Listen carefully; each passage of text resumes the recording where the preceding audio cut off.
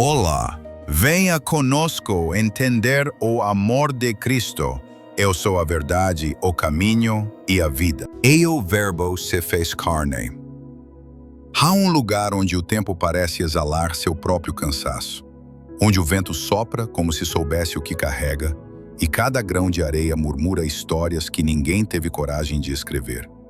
Foi neste teatro de poeira, silêncio e expectativa que o infinito se amarrou ao finito. O paradoxo não é pequeno. O Criador de galáxias aprisionado em músculos frágeis, fome humana e sede de poço. O Deus de Abraão aprendendo a caminhar. Aquele que sustenta o cosmos sendo sustentado por seios maternos. O que fazer com um Deus que sangra?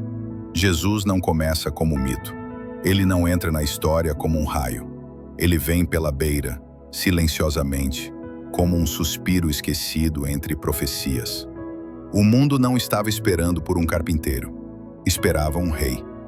Alguém que quebrasse o jugo com espada, não com lágrimas. Alguém que desafiasse César com legiões, não com parábolas.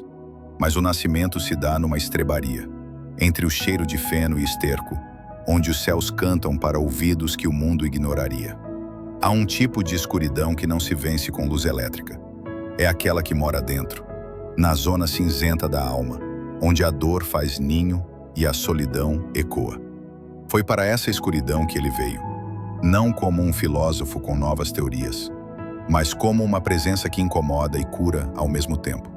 Imagine vê-lo pela primeira vez. Ele não brilha, não caminha com pompa.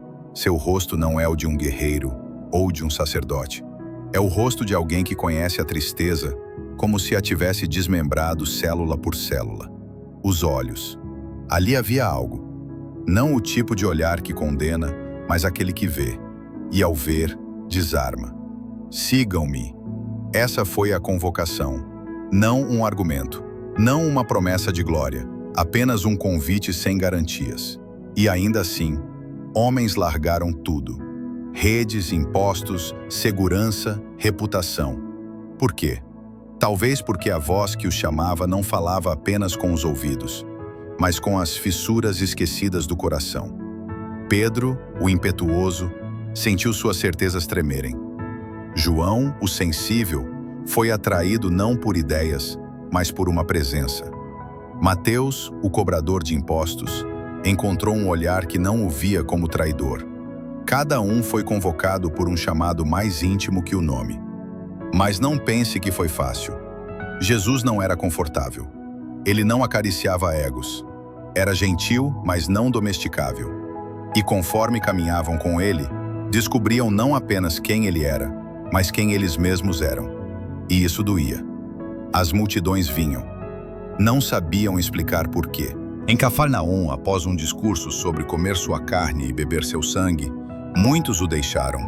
Era duro demais, irracional demais, incômodo demais. E ele não implorou para que ficassem.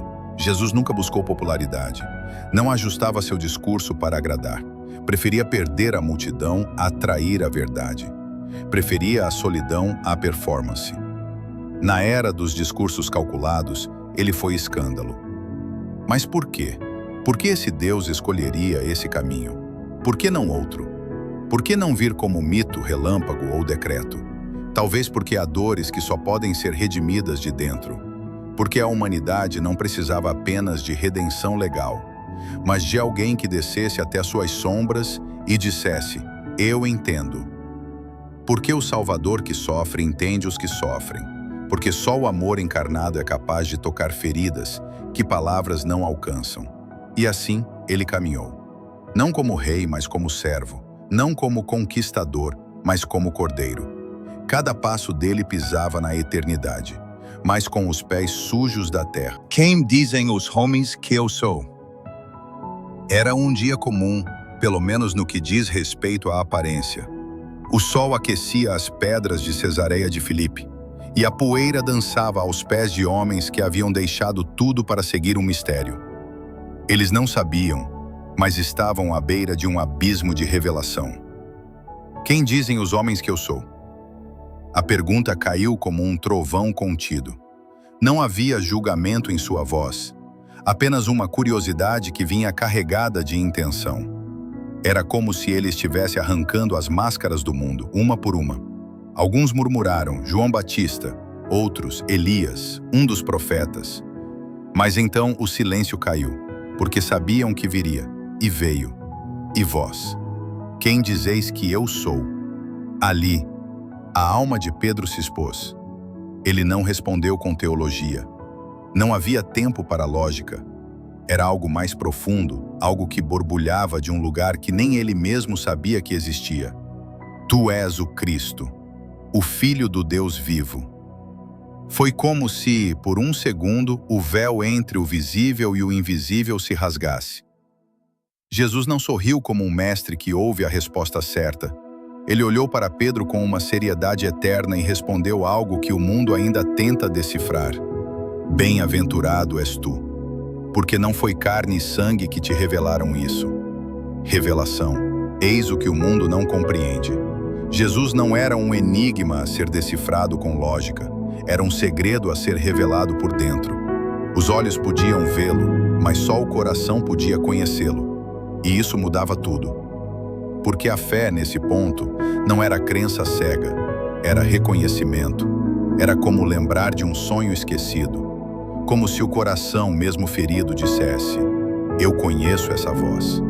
Mas o peso do reconhecimento era insuportável para alguns. Os fariseus viam em Jesus não apenas um rival, mas uma ameaça à estrutura confortável do poder disfarçado de piedade. Eles não odiavam Jesus porque ele era falso. Odiavam porque ele era verdadeiro demais. Porque expunha sua hipocrisia sem dizer uma palavra. A santidade de Jesus era como um espelho que ninguém queria encarar. E quanto mais ele curava, libertava, amava, mais o odiavam. Porque ele fazia o que os sistemas religiosos haviam deixado de fazer. Tocar o intocável, abraçar o impuro, valorizar o invisível. E então, ele começou a falar de morte. Isso eles não suportaram. Pedro, o mesmo que havia reconhecido sua identidade divina, agora se revolte. Senhor, isso nunca te acontecerá. Ele não podia conceber um Messias que sangra, mas Jesus o repreende com uma veemência brutal. Se alguém quiser vir após mim, negue-se a si mesmo, tome a sua cruz e siga-me. Isso não era metáfora, era sentença. E nesse momento, o discipulado deixa de ser um romance e se torna uma batalha. Não contra outros, mas contra o eu. Contra a ilusão de controle. Contra o impulso de dominar, julgar, vingar. Seguir Jesus era perder para vencer. Morrer para viver. Era escolher o escândalo da cruz em vez do conforto da glória. E mesmo assim, ele não afastava, não atenuava, não suavizava. Ele falava com um amor que rasgava, um amor que não aceitava substitutos. Pois que aproveita o homem ganhar o mundo inteiro e perder a sua alma? Essa era a pergunta que ecoava depois que ele partia. Uma pergunta que não precisava de resposta rápida, só coragem para enfrentá-la. Porque Jesus não estava apenas formando seguidores, estava formando espelhos. Homens e mulheres que o refletiriam com a mesma intensidade de luz e sombra, com o mesmo mistério, a mesma entrega.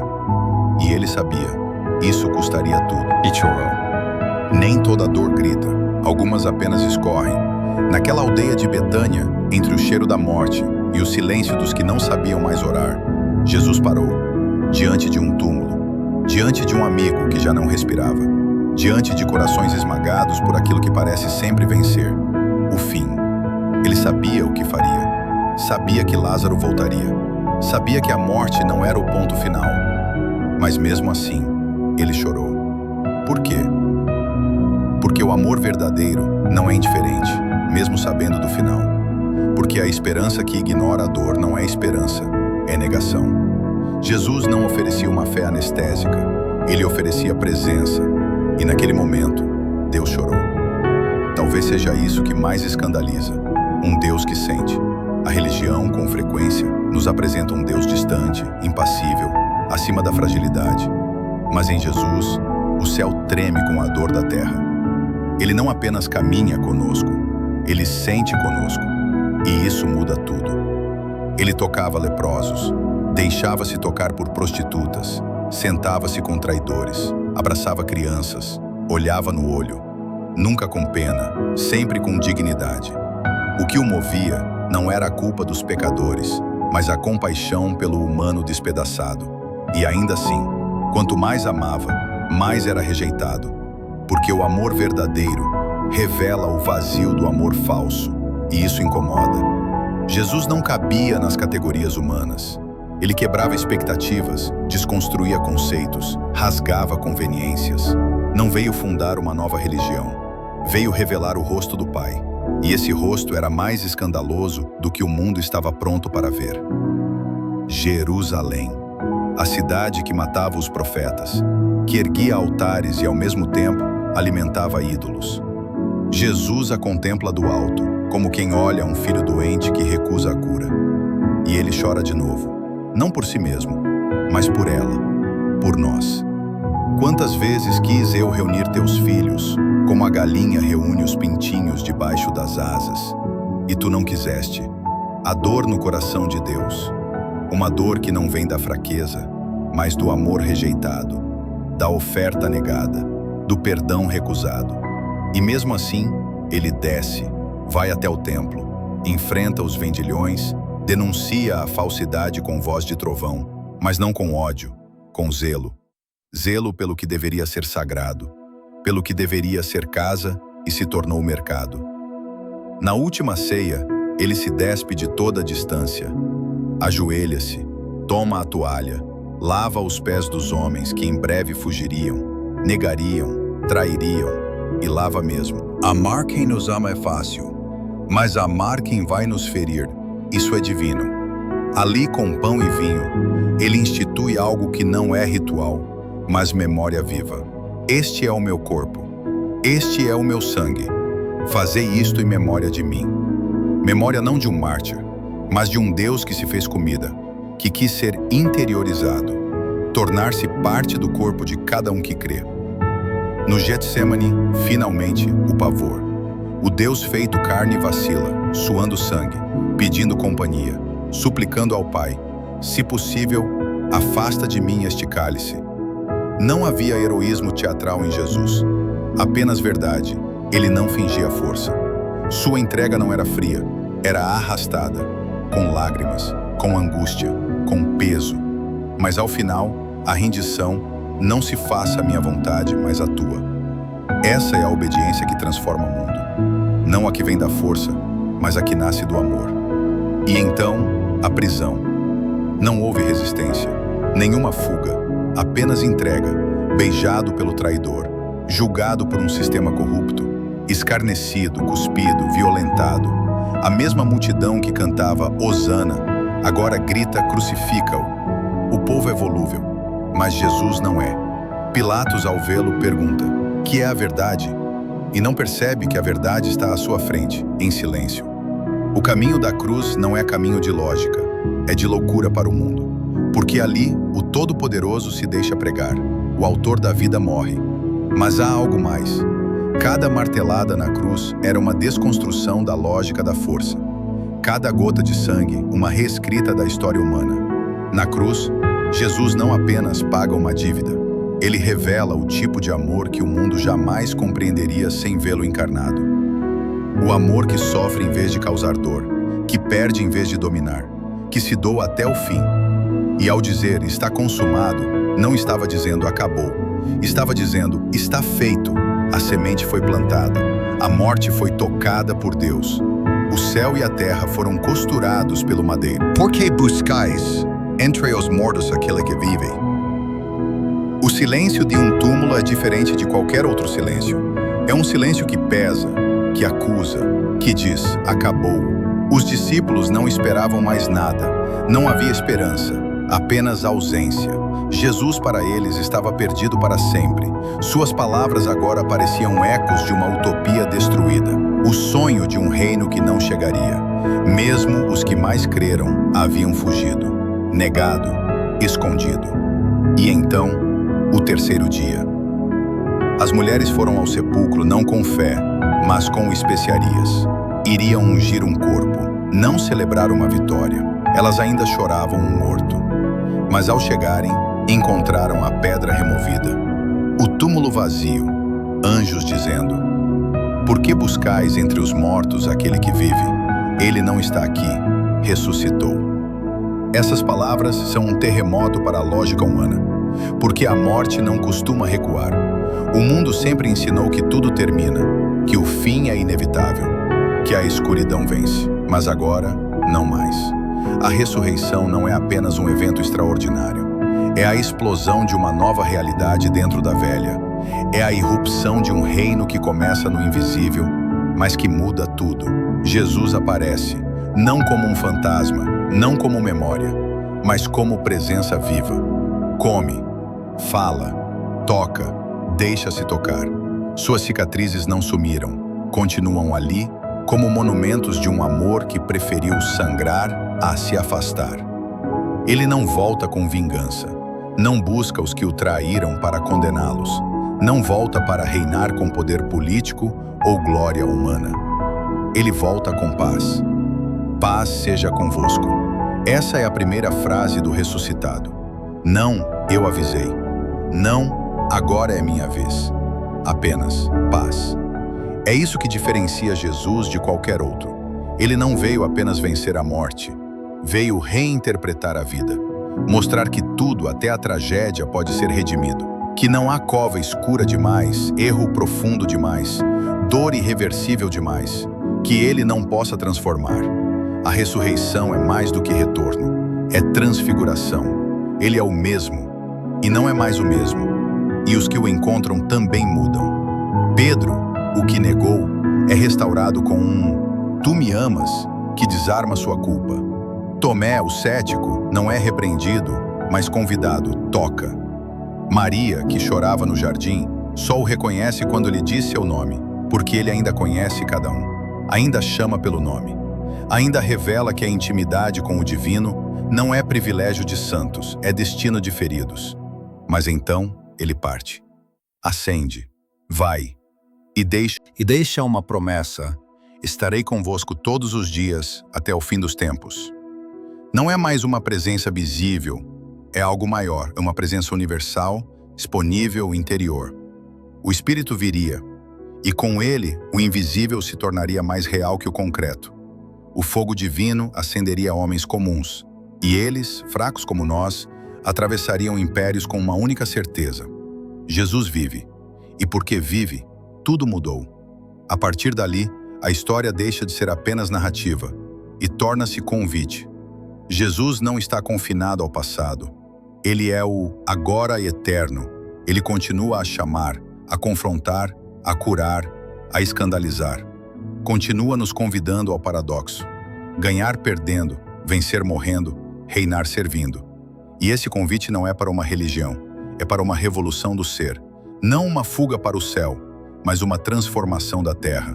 Não uma vida de dogmas, mas uma vida de comunhão com o mistério encarnado. Mas então a pergunta retorna: quem dizes tu que ele é?